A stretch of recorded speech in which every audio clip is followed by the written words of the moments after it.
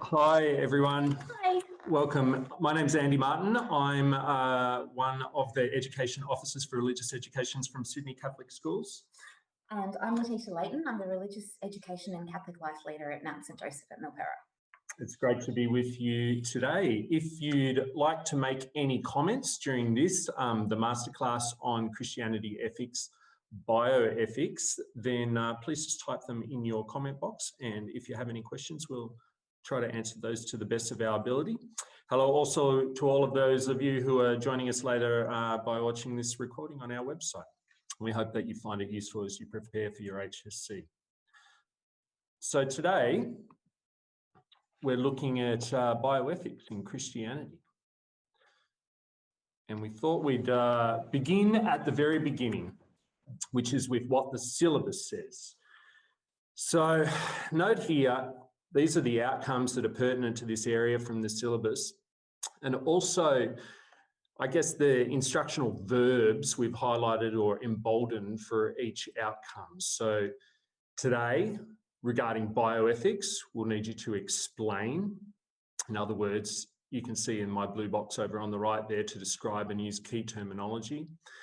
We're going to describe and analyse the influence of religion and belief systems on individuals and society. So in other words, how does bioethics influence people in society today? How is it helpful for adherence?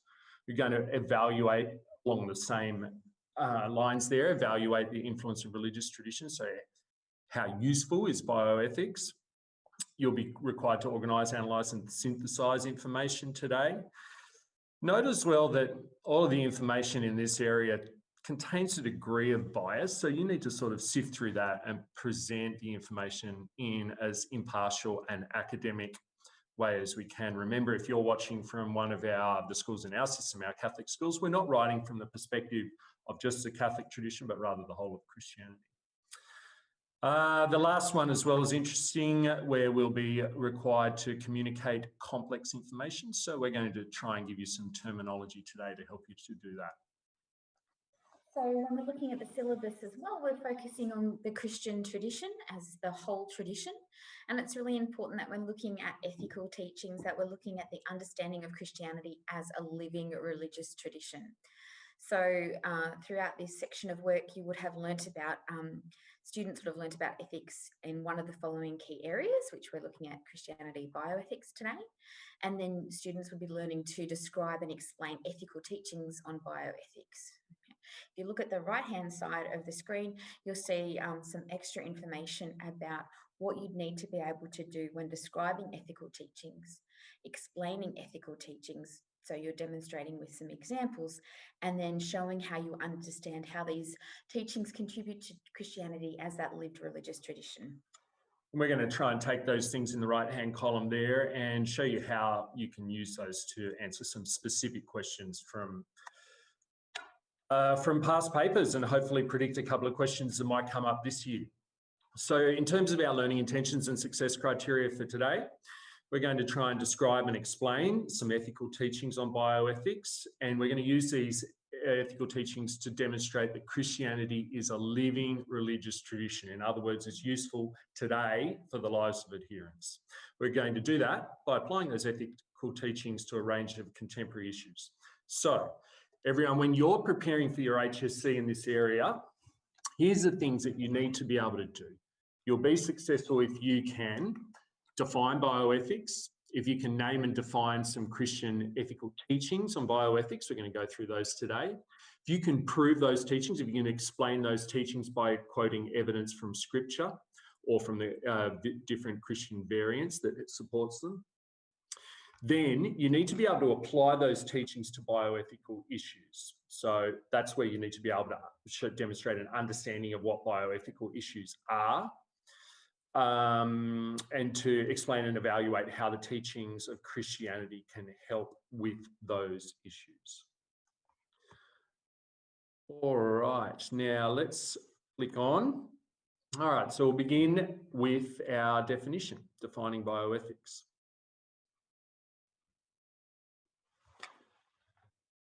How does this compare with what you've done in class? We've said that bioethics can be described as the ethics of life. So what that means, to add some details to that introductory statement, it relates to issues and decisions that are raised from medicine or science. They're used to create, protect, prolong, enhance, or bring an end to life. If you wanted to save some time, you could probably just use either one, either prolong or enhance. And then finish your definition with some examples. So issues such as organ transplantation, IVF, cloning, euthanasia, they're all within the field of bioethics. There's other issues that you could discuss, and we're happy to address those quickly today, but those are some of the ones that we talk about. You find this area really interesting one to think about and discuss. It clearly is relevant for Christians and their lives. And one of the reasons why it's tremendously helpful is that it pertains to the questions that people have. So if a young couple are having trouble conceiving, what do they do about that? Also in the area of creating life, is it okay to choose my baby's hair colour, sex, eye colour? What kind of medical or scientific research is okay? Just because it can be done, should it be done? Is it okay to use animals for research? What about human embryos, for example? That's something that we're going to talk about a little bit later. I haven't told you what an embryo is yet, but if you've covered that in class, one of the questions that comes up in bioethics is it okay to harm an embryo if the research that leads, are the fruits of that lead to great advantages? Is it okay to donate blood to help another person? What about an organ? If you are donating an organ and if two people need it, how do we choose who gets it? How do we deal with suffering with people who are near death? What if that suffering is really bad? These are very personal questions. I'm sure you agree with me. And it's kind of a sensitive area. One of the things I always say in class is we're in territory here that's very personal and sensitive to people. These are the personal decisions that affect us in our families, in our lives with people who we love. So we have to speak very respectfully about them and to turn it towards actually the kind of greater purpose here. If a religious tradition, whether it's Christianity or any other, is to be a living tradition, it has to help its adherents to make these kind of decisions. And that's what we're going to try and show today that Christianity does. So do you want to take a second now and type into the chat, if you're watching us live rather than on recording, type into your chat if you've already studied bioethics. This will help us to know how rudimentary to be with some of our descriptions, what teachings maybe you've learned, and what issues you talked about or used as case studies. I'm going to just stop speaking for about 30 seconds now to give you a chance to type in where you're up to.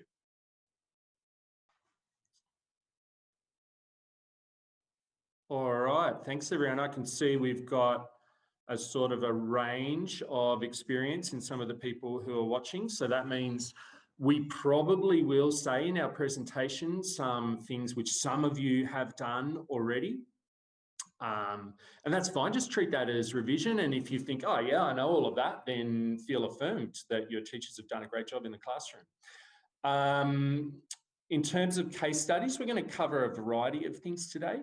We thought that we'd do embryonic stem cell research, and we thought that we'd do organ transplantation as two sort of contrasting case studies which people don't tend to do. I can see that some of you have done things like euthanasia and IVF. So I'm pleased that you've done those. Those are relevant case studies to use. And I'm pleased that we're giving you a bit of a variety today.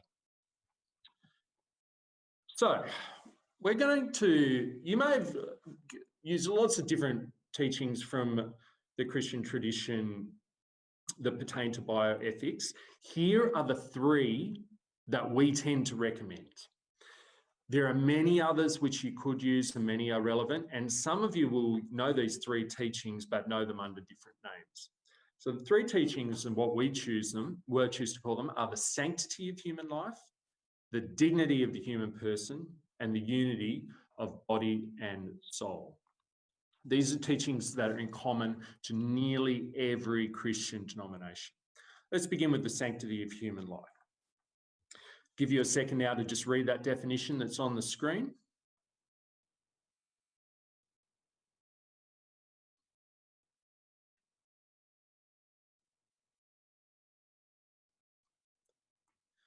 So the key takeaway for all denominations of Christianity here is the last line, that taking the life of an innocent human being is always wrong. That's one of the things that Christians, what's one of the ethical teachings that Christians consider when it comes to bioethics. So where does it come from? The commandment in the marking center that you always read in people's responses is, you shall not murder. Some people put an incorrect translation of that commandment to say, you shall not kill. But murder is actually probably a more accurate translation and actually a better one for the purposes of the argument that we're trying to make. That second quote there, also from Genesis. This one comes from when God was giving the law to Moses, the law for the Hebrew people, which Christians also have adopted as their own law. God makes pretty clear that God is against the killing of innocent people. God says, I give you everything, but with this exception. I will demand an account of every man's life from his fellow men. In other words, if you take a life, you'll be held to account for that. There'll be a consequence. He who sheds human blood shall have his own blood shed. For man was made in the image of God. This idea of the image of God is going to come up later in our next teaching that we talk about. So here's how the different variants tend to apply this. So from that scripture, we get the principle that human life is sacred, or the sanctity is a word that means sacred, the sanctity of human life. Pope John the 23rd, some of you will have studied him as your significant person, links in this way. The second quote there, which you may choose to use an excerpt of that quote, that abbreviation at the end, CCC, stands for the Catechism of the Catholic Church. The Catechism is a collection of the beliefs and teachings of the Catholic Church, an official collection. The Catholic Church says that human life must be respected and protected absolutely from the moment of conception. So from the first moment of its existence, a human being must be recognised as having the rights of the person, the inviolable right of every human being to life. That word inviolable is another word that comes up a little bit in bioethics, in Christian bioethics or ethical teachings which pertain to bioethics. Inviolable just means cannot be violated. It's important, kids, when you're talking in this area to make sure that you show the variety of the Christian experience. So it's not enough just to talk about Catholicism. You need to make sure you've got a variety of the dominant denominations in there. I've put that quote there from an Anglican bishop,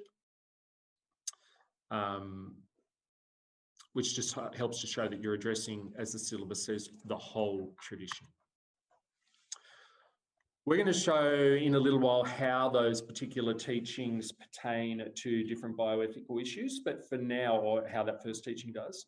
Now I'm going to go on to the second teaching, which is about the dignity of the human person. So it's important, everyone, to get clear in your own head that there is a difference between the sanctity of human life, which is that human life must be preserved. It's wrong to take a human life, to kill an innocent human life.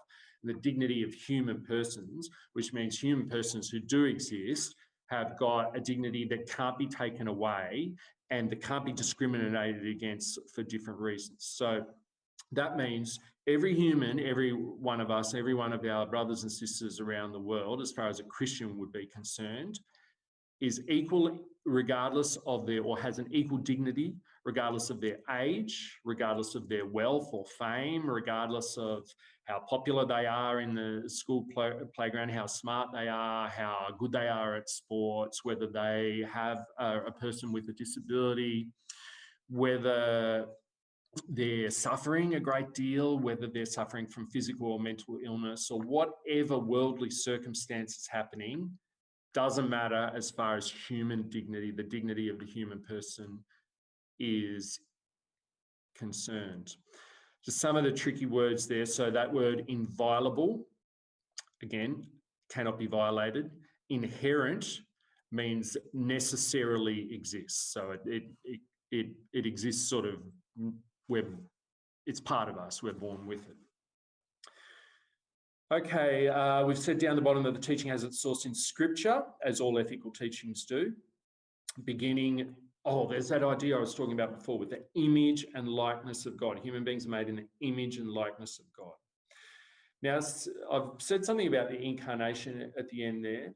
The dignity of the human person is really highlighted by the fact that Jesus, God himself, when God became man, he knew the full human experience. Christians say that Jesus was human in every way except for sin. So why does the human person have dignity? Because God himself became a human being and indeed redeemed humans and called them to be children of God through that event of the incarnation. So some of the scriptural foundations, now you might want to jot some of these down. I would definitely use that first one. And you can, everyone, you know that when you're using quotes, you'll make your life too hard if you try and memorize great long quotes. Just use as much of the quote as you need to make your point. So there's lots of times here where we've put quite long quotes. Just quickly now write down as much of them as you think will make a good point for you. God created mankind in his own image. The second one is about the incarnation. The word became flesh. The word there refers to Jesus. That's from the beginning of the Gospel of John. Became flesh, made his dwelling among us. That means came among human people. That would probably be enough of that quote to memorize. This idea, we put a couple of quotes at the end there as well. The dignity of the human person is emphasized as well by the great love that God has for humanity. So Paul writes about this. When you read one of those names like Philippians or Corinthians or Thessalonians or Romans, those are the letters which Paul was writing to those communities, and that Christians everywhere still refer to today for ethical teachings and other practices. So God's love has been poured into our hearts is one there, and nothing can separate us from the love of God, the theme of many a Year 12 retreat that you may have already done. You can use those especially if your significant person is Paul.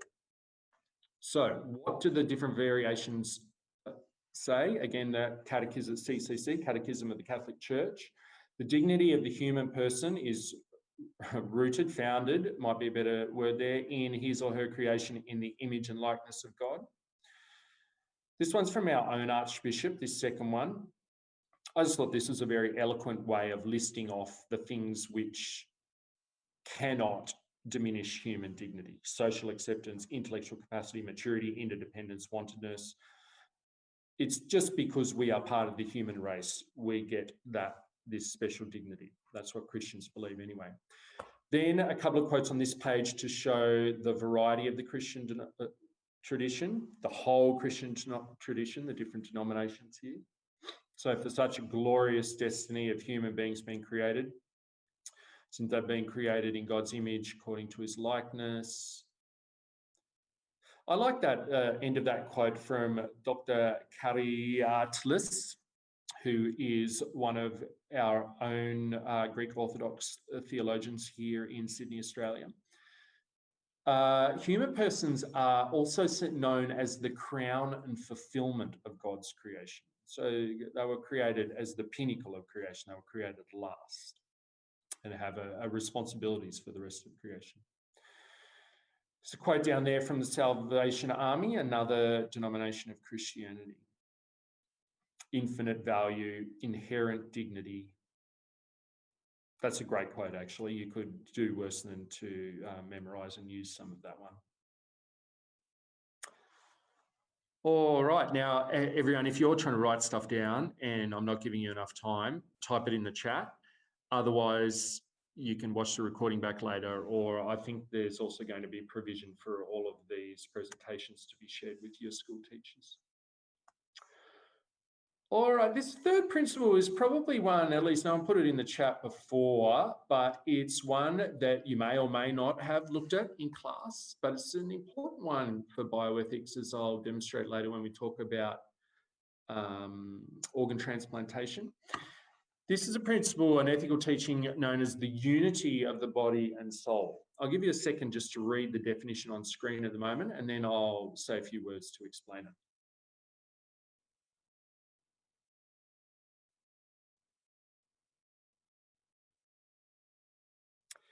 So you can see there this idea that the Christian tradition has, that bodies are important. They're not just objects. They can't be sort of traded or bought and sold. It's not just as it says here. It is the physical reality, the cells and organs and bones and tissue, that we are our bodies, but we're more than that as well. We have thoughts and feelings and a history and relationships and things that connect us in ways beyond the physical to other people. This is where spirituality, where faith comes into it, Christians believe. So Christians call this other dimension the soul. The soul is immortal. That means it exists beyond the death of the physical body, but it's also unified. We're not dualistic in our nature. We're not sort of haven't got these two selves. We are the one self, but our body is animated, enlivened by our soul. There you go in the last sentence there, the soul animates the body, but the body also expresses a soul. If any of you have ever been worried about something, really worried, had real troubles going on in your lives, do you find that often that your body reflects that? So you know, it might be reflected in your skin or your posture or your fatigue. Often we get sick when we're really worried about things. It's just a little indication that the physical body reacts to the non-physical self. All right, here's a few quotes that help us with that idea. Something from the Gospel of Matthew, that the soul is important, this idea of the non-physical self. Again, if you're going to, this is one of the teachings that someone typed in the chat before, the body is a temple of the Holy Spirit. Well, this is the same teaching, but described differently. If you're going to remember a quote, kids, that middle one's probably a good one. You're bought with a great place, glorify God in the body. The body is important. You have to be careful, we have to be respectful of our own and of others' bodies. What's that last one? May your whole spirit, soul and body be kept blameless until the coming of our Lord Jesus Christ. That's another one of Paul's letters, Thessalonians. So those of you who are doing Paul as your person, pay particular attention to that one. All right, now here's an example. Gaudium et Spes, this first document here, which is on the screen, is one of the Vatican II documents. We've put the whole quote there for you. The bit to memorise is just the last one. A lot of the church documents, kids, you'd be aware, write in the masculine. So when they say he, they mean people. People are obliged, or humans are obliged, to regard their bodies as good. And he holds it in honour since God created it and will raise it up in the last day. So the body itself, the physical body, is a good thing. Something there from the Salvos as well. To be wholly sanctified. Sanctified, again, is a word that means made sacred. In this case, it probably means justified, brought to peace with God in the kingdom. Their whole spirit and soul and body may be preserved blameless unto the coming of our Lord Jesus Christ. So in other words, what we do with our bodies is important. All right, let's pause there. Those are our three teachings. Let's see how we're going with our learning intentions and success criteria that we stated at the beginning. So we said our learning intention was to describe and explain Christian ethical teachings on bioethics. We've done it. well, we've at least done 3. You may want to review some more in class, or you may want to combine some of those 3 that we've done with what you have already or may yet do with your teachers. The second part we haven't done yet, to demonstrate that Christianity is a living religious tradition by applying those teachings to a range of contemporary issues. Stay tuned. We're about to do that in a second. So in terms of success criteria, can you do this? Can you define bioethics? A definition that I put up at the very beginning. It's your job to memorize that. That's going to help you if you have to write a longer response, an 8-mark response or a 20-mark response in this area. We can certainly name 3 Christian ethical teachings on bioethics. I reckon you could probably give a rough definition of them.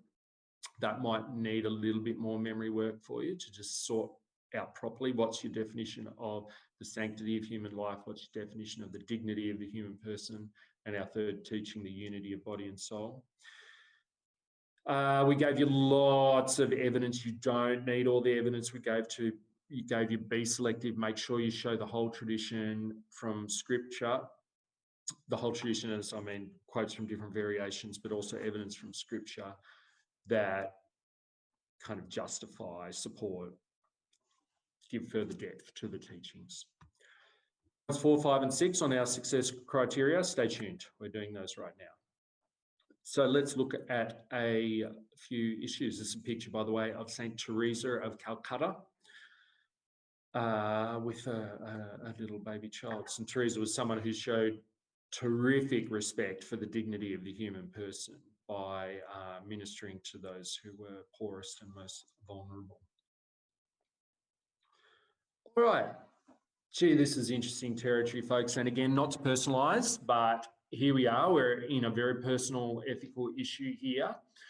But putting that aside, the great thing about religious traditions, no matter what they are, is that they give individual adherents a framework with which to evaluate the complex decisions that go on in their lives. So I, as an individual, grapple with decisions like what treatment could be available to someone with a spinal cord injury, or someone with an incurable disease, or someone with a degenerative condition like multiple sclerosis or MND. Be good to cure those things, right? What if cures to them could be found by researching on embryos? Then the balance of that comes with the question of, well, what is an embryo anyway? Is that a human life? And how do I personally feel about possibly destroying a human life to go about that research? So I'm not going to tell you what I think about those things, but I'm going to tell you how the Christian tradition could help adherents to grapple with those questions. So have you heard of stem cells? It's one of those topics that kind of pops up, and then there'll be religious figures who pop up to speak about it, and scientists who pop up to speak about it, and politicians have to legislate about it. So it is in the discourse. When stem cells are cells which are pluripotent, that means they can become all sorts of things. Usually cells, ordinary cells, it says this in the second paragraph there, are a certain type of cell. If you're a nerve cell, then you're a nerve cell. You make more nerve cells. If you're a skin cell, you can make more skin cells. But if you're a skin cell, you can't help with nerve cells. Stem cells can adapt and become whatever cell type is needed, potentially. So this word here in the third paragraph, therapeutic potential, means for all sorts of medical healings. Therapy is the word you can see in therapeutic, for all types of healing purposes. So if they can adapt to form the cells I've written that are needed, potentially be used for all sorts of healing. That's pretty straightforward. So where do you get stem cells? You can get them in some adult human tissues, which might be, for instance, donated by people after their death. You can also get them in the umbilical cord and the placenta, which also are very often donated during the process of childbirth. And also you can get them, most famously probably, in embryos, embryonic stem cells. So this idea, I haven't defined it there for reasons of, which I can't now explain. But what an embryo is a fertilized egg. Now, very often these eggs are fertilized, in the Christian view of the process of procreation, an egg is fertilized in the loving relationship of man and woman in the course of a marriage. That's Christian teaching in that area. Also, there's a process called in vitro fertilization, which you may have studied. I see in the chat that some of you did study with your teachers in class. That involves the fertilization of eggs outside of the womb in the laboratory, as it were. And these fertilized eggs become embryos. Now, Christianity would hold that these embryos are the very beginnings of a human life. I'm going to show some quotes from the Christian tradition in a little while that help to illustrate that. There are stem cells in those embryos. Some are implanted in people's womb as part of the IVF process, and others are not. So the question would be, should those embryos be able to be used for this stem cell research? Here's how the Christian tradition grapples with that question. Again, I'm not speaking personally here, and you shouldn't either in your essays, but speak on behalf of the Christian tradition. So here, the teaching of the sanctity of human life applies. The sanctity of human life, again, is that it's profoundly always wrong. It's always a moral wrong to murder, to take an innocent human life, which I've said at the start of the second paragraph there. So embryonic stem cell research involves the destruction of the embryo, which according to most Christian denominations is regarded as a human life. Certainly that's the position of Catholicism. There's some dispute in some of the Protestant traditions, no dispute in other traditions such as the Salvation Army. Catholics and Anglicans, you can actually find, if you search on the internet, you can find a variety of opinion from the Anglican Church about exactly when the embryo becomes a human life. I'll leave you to find that for yourself, but certainly there are a significant number of prominent and senior Anglicans who think that from the moment of conception, from the first moment of conception and fertilization, a human life is formed. I'll show you a quote in a second. Now, the stem cell research involves the destruction of these embryos, the destruction of those nascent human lives. So many Christian denominations are dead against it. It's not to say they don't want all stem cell research, just the embryonic kind. Stem cell research coming from adult stem cells, from a placenta, or from a donated tissue after death is fine, providing it's ethically conducted. But embryonic stem cell research for Christianity is problematic because it involves the destruction of the embryos. Okay, here's again Archbishop Fisher's puts the position, Archbishop Fisher, by the way, is a really well-regarded, internationally regarded bioethicist. His 2012 book, reprinted many times, Catholic Bioethics for a New Millennium, is a very important source in this area. This quote's interesting. The quote I've put in two halves. The first half, he's making an argument about the unity of the body and soul. Read that for a second for yourself and see if you can discern that argument. The second half is making an argument about the dignity of the human person. There's some quotes from the variety of the Christian tradition. So one from the Anglicans. Again, I'll say, there's no central governing authority of the Anglican Church in the same way that the Catholic Church has got a very clearly defined hierarchical structure.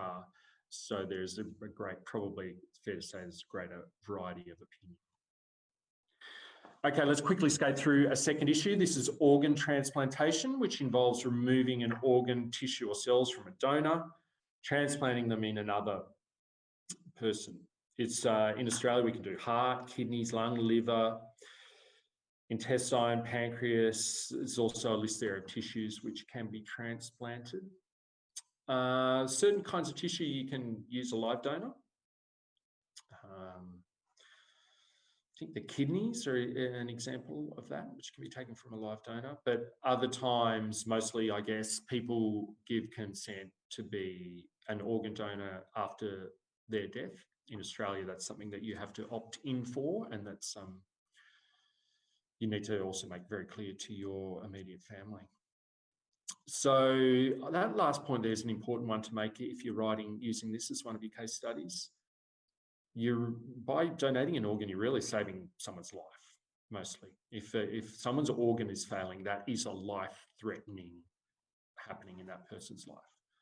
So we want to do this one because there's a sort of a perception there that Christianity is just against everything. It's against IVF and against embryonic stem cell research and against euthanasia and whatever else. Organ transplantation, Christianity is only against things, I guess a Christian would say, which are contrary to its ethical teachings. Organ transplantation, as long as it's conducted in the right circumstances, is not. Christianity, all variants of Christianity are all for this particular bioethical field. So transplantation showed we use the same teaching, but we use it in the opposite way. The sanctity of life, organ transplantation saves a life, is the ultimate respect for the sanctity of life. It's saving the life of another person. The unity of the body and soul is an interesting teaching to apply here. So the body, my body, our body, a Christian would say, is very precious. It's the greatest thing, you know, it's elevated by virtue of its unity with our souls, our eternal selves. So to give a part of your body is to literally give a part of yourself, of your eternal self. Pope John Paul II described this beautifully, a sincere gift of self, our constitutive calling to love and communion. You could probably, if you're memorising that one, leave out the word constitutive, just expresses our calling to love and communion. All right, now, certain conditions, right? So organ transplantation is not always going to be okay. So if I were a very rich and powerful despot, would it be okay for me to kill one of my subjects to take their organs? No, absolutely not. It violates the principle, the teaching of the sanctity of life. Cloning, such an interesting area which we don't have time to talk about, but cloning organs could be harvested from a cloned person. That's not okay. It's not respecting the dignity of people. Also an interesting argument on who organs go to. Should they go to rich and powerful people or vulnerable people? Well, the dignity of the human person is a teaching which would apply there because both of those parties have equal human dignity. Also, the body can't be commercialised. It's not okay to trade organs. That violates the Christian ethical teaching of the unity of body and soul. There's some quotes there which I'm actually not going to read to you now, but I invite you later to play through this and pause it and write down those quotes. Let's see now how we're going with our learning intentions and success criteria. We're into the blue, kids. You can outline the contemporary bioethical issues. You can explain and evaluate how our teachings of Christianity can help adherents to make decisions about now embryonic stem cell research and organ transplantation, one against, one for. And now it's time to look at HSC questions, some real life questions. And to do that, we have a real life expert. Here's Miss Layton. Hi, so just a couple of questions for you to think about at the moment. And if you've got a time to add them to the chat, that would be great. But I'm also quite conscious of the time. So if you just want to even think about these for yourselves. Have you started to review some past papers already? Because at this stage in your preparation for the HSC, that's one of the best ways to study is actually looking at past papers, looking at what's common between different questions and actually just having a go. What's your greatest challenge when you're answering a practice question? Is it just getting started? Is it that it can be quite, you can feel quite anxious before you start any kind of test question, even if it's just a practice one? And how can you get over that fear, or how can you use that to your advantage? And then how do you address the task verb of the question, because that's really asking you to do something very specific. So do you have those skills to address what the question is actually asking of you? So where do you find Christian bioethics in the HSC and the trial exam? So regardless of whether you're studying 1 unit or 2 unit SOR, you find questions relating to Christian bioethics in section 2, the religious tradition depth study, and section 3, the religious tradition depth study as well. So section 2 is the short answer question section, and section 3 is where you're asked to provide an extended response. Now, regardless of whether you're doing 1 unit or 2 unit, the question will be exactly the same, just the number of the question will be different. So let's have a look at a specific example of a section 2 question that's been asked recently. So this one came from the 2019 HSC. So question 13, part A1, outline one ethical teaching in Christianity. And part 2, how does the ethical teaching outlined in part A1 give guidance to adherents in one of the following areas? So this afternoon, we'd look at that idea of bioethics. So if you look at the structure for this question, you'll see that part 1 is worth 3 marks, part 2 is worth 4 marks, which comes to 7. So the part B for question 13 in 2019 was then worth 8 marks. Now that 3-4-8 structure has been like that for the past few years now, and that's the way I'm going to talk to you about preparing for this section. However, you do need to be aware that the examiners could ask you these questions in any kind of structure. So you need to be flexible enough to work out, well, how am I going to adjust my 3-mark answer if I need to turn it into a 5-mark answer instead? So for the first part A, your response should be, for a 3-mark response, it should be 4 to 5 lines, about 30 to 50 words. And your focus for this particular question is detailing what the ethical teaching actually is.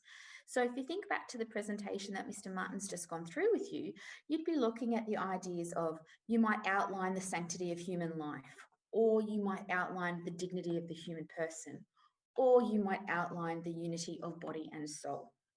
You only need to do one of those for this particular question.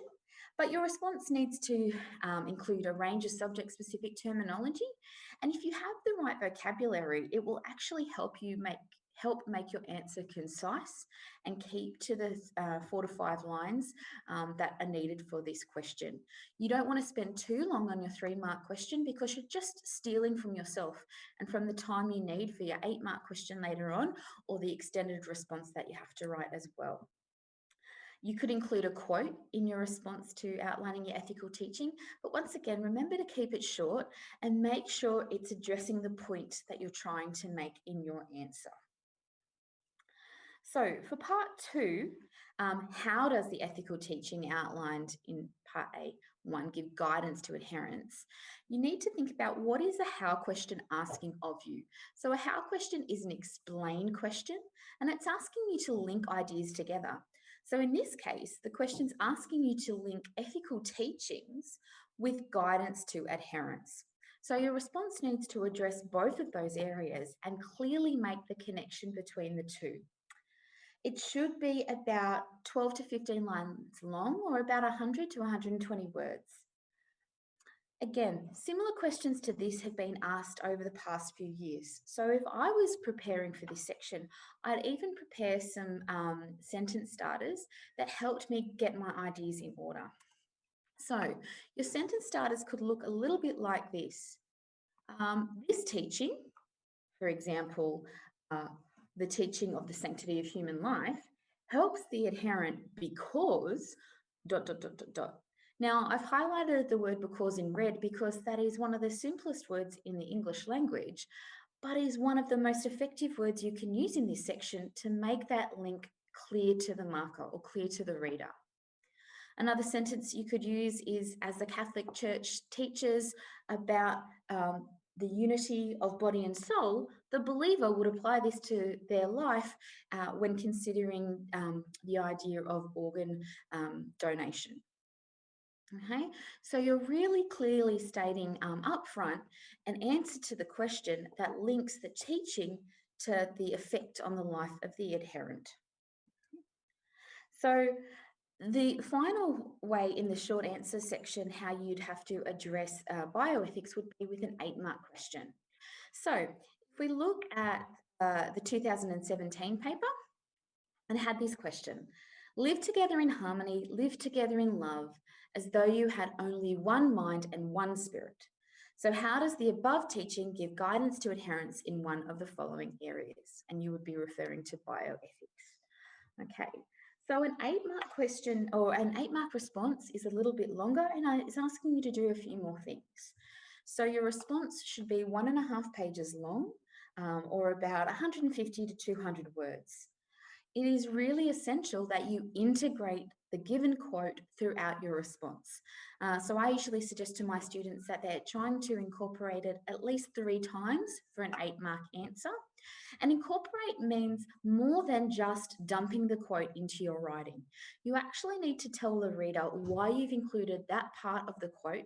You don't need to include the whole quote each time, just relevant portions to each point that you are trying to make. But you do need to tell the reader why that quote is there. How is it providing information about the teaching of Christianity with regards to bioethics, or how is it providing information about giving guidance to the life of adherents? You need to make that really clear. Your response needs to be clearly organised.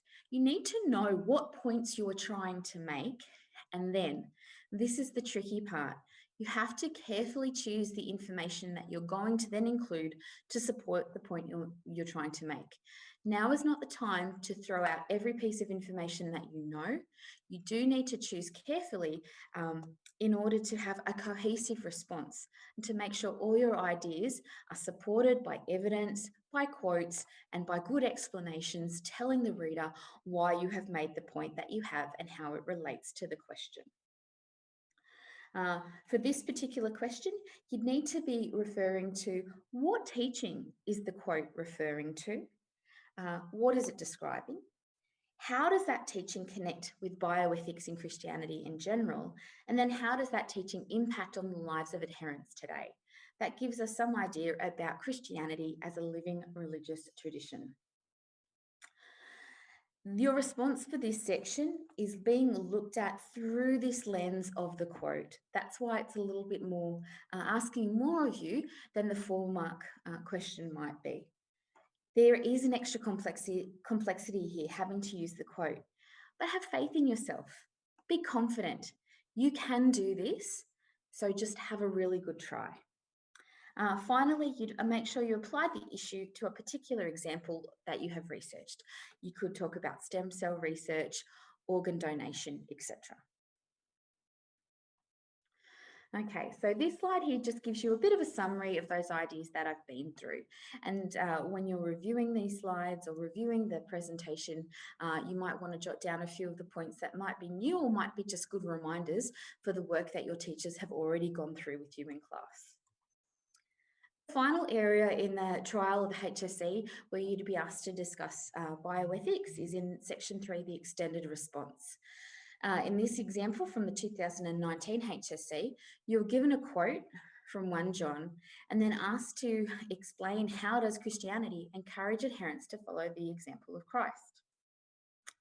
Now for this response, it's what we refer to as a holistic question. You're not being explicitly told to refer to bioethics, but the examiners from 2019 felt that this particular area required students to talk about Christian adherence and how they can follow the example of Christ. And they can do that in a number of ways. You could refer to your significant person or school of thought. You could refer to rituals and practice, or you could refer to ethics or a combination of those. If you're thinking about applying ethics or bioethics to this particular question, you might be looking at the idea of how Jesus emphasized through his example and teachings the primacy of love, and how important that is to adherents today in following his example. You then might want to think about relevant quotes that support this idea, that show evidence of your wider reading and knowledge of Christianity.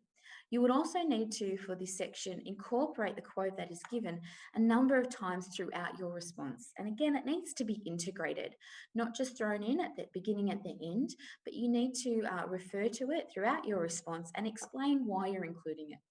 You wouldn't rewrite that whole quote each time, but rather choose the relevant sections that support the point that you are trying to make. With regards to bioethics, you could talk about the concept of human dignity that Jesus put forward and is displayed in the Gospels, and then explore that through a specific example from bioethics, such as stem cell research.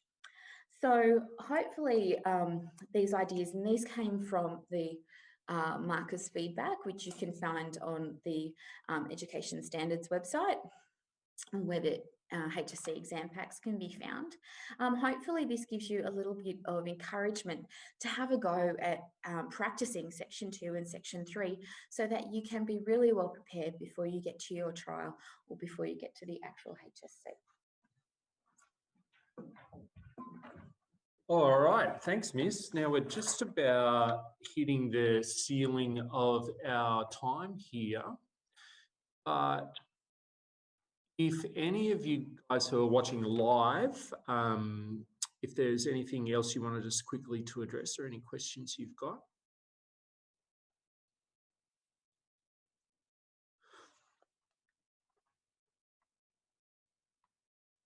Okay, nothing is popping up on the chat. So on behalf of Miss Layton and myself and Sydney Catholic Schools, we're going to sign off now.